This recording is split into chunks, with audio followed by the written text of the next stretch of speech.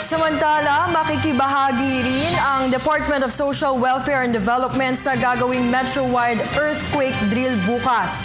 Kaugnay nito, tiniyak ng DSWD ang kanilang kahandaan sa pagbibigay ng tulong kung sakaling tumama ang malakas na lindol sa bansa. Ang ulat mula kay Dina Pagibitan. Kaisa ng iba pang ahensya ng gobyerno, ipapakalat din ng Department of Social Welfare and Development ang kanilang mga tauhan bukas, kaugnay ng gagawing metro-wide earthquake drill. Bagamat may sarili ng pamamaraan ng paghahanda sa The Big One, tiniyak ng DSWD na nakaprepositioned na ang relief goods sakaling tumama ang malakas na lindol.